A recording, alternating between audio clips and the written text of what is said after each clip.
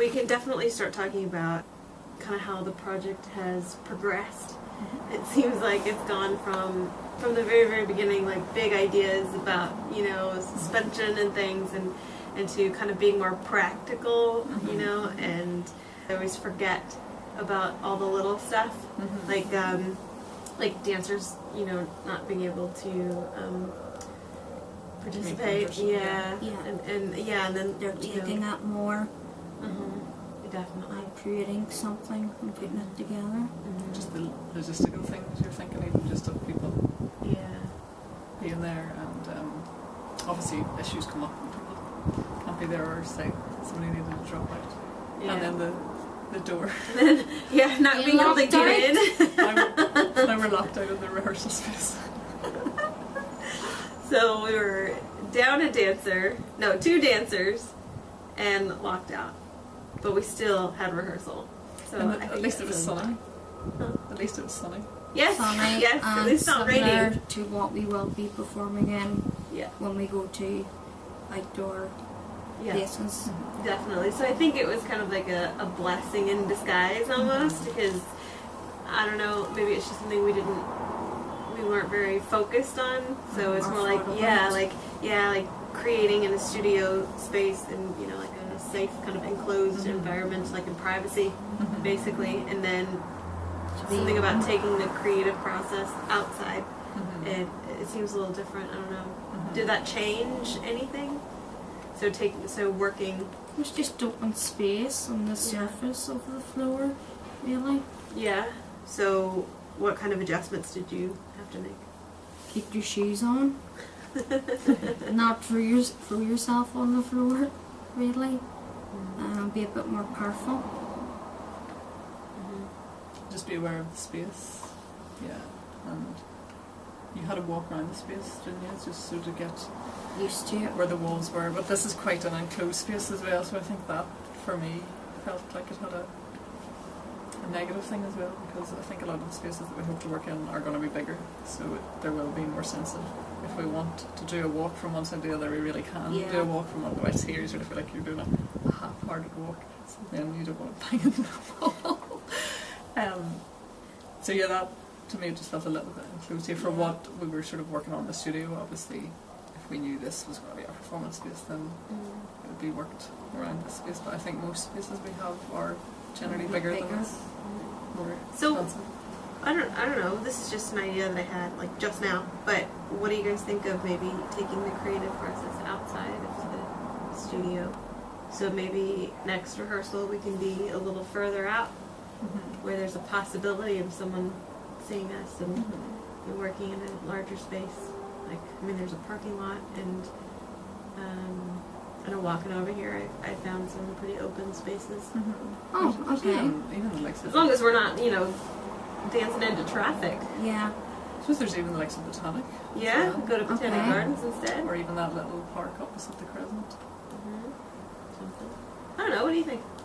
I think that could be a good idea, actually, because there is totally a different sense of working in the studio and working outside, and it is just, like you said, even just footing, getting used to different ground, getting used to different.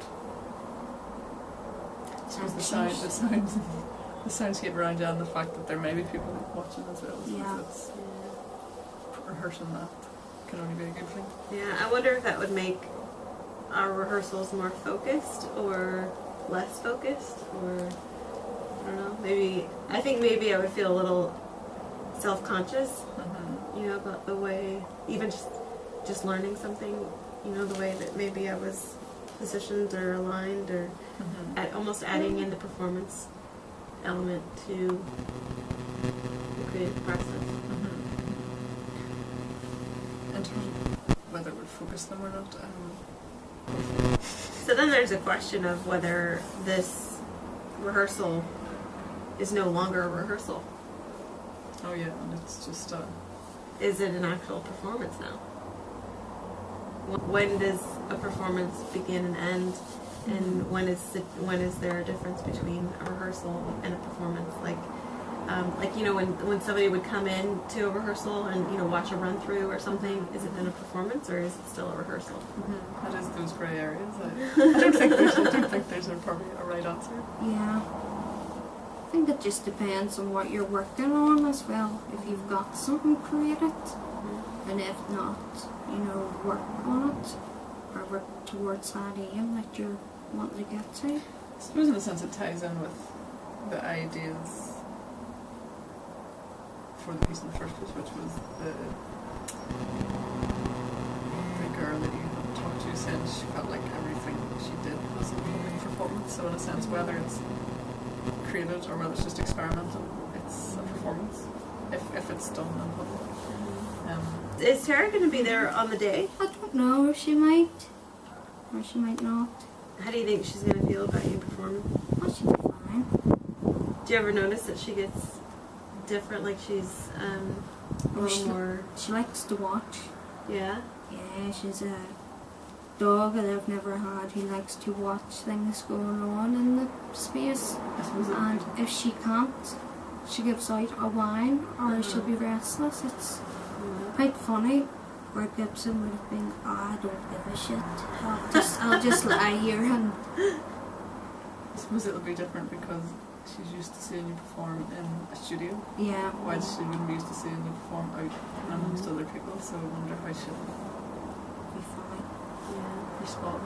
Yeah. Well, I did notice, like, even just in class, she'll get nervous. Like, it seems like she just gets nervous when you're dancing on your own. Do you think that's true? I don't know. Do you think that has to do with maybe her responsibilities? Could be. Yeah, because there's something very vulnerable and free about moving. Yeah. And so even just for somebody, you know, who's sighted, you know, has that kind of vulnerability, and I mean they're exposed just as, you know, just as much. But I guess if her job is to look after you, She's probably just nervous about, you know, you being... Yeah, I've noticed that as well. still a I thought puppy that. as well, so I don't know if it's that as well. Because when you go over to her, she immediately wants to play. See, it's funny because you're saying she immediately wants to play, and sometimes going on that train of thought that you were talking about, because I've thought that too. I always thought there was almost like for her, when you go over and touch her, it was like a sense of reassurance for her that you're okay. Like, Yeah. 'cause she was a bit, what's going on there? And then you go over and she whacks the tail and everything. And it's almost like, yeah, you're okay, kid. I'm okay too. Oh, well done. That was good. Do you feel any differently preparing for this particular performance? I think because I've been with them so from the start and done so many performances with them, it feels the same. The only thing is it's a smaller group, which is quite nice. A smaller group to me is better and easier to work with. Work with how? I think because you can just focus on each other's needs and what they need to get fixed, or because there's things that they wouldn't have picked up. Because more people means more needs. Yeah. Yeah, obviously it's very different because I'm trying to get the choreographic ideas, which obviously if you're attending class you don't have to worry about at all. You just show up. So for me, I always just have to rein in my ideas and say, like, okay, yeah, we'll do that, and then it'll move to that, and then it'll move to that, and then I need to just go, it's only 5 weeks. I have to be able to, like, have something to show at the end. So, yeah. I need some Yeah, more time. 5 weeks is not a long time, because I mean it sounds like a lot, because you think of it as a full week, but you only have 5 rehearsals basically. Yeah.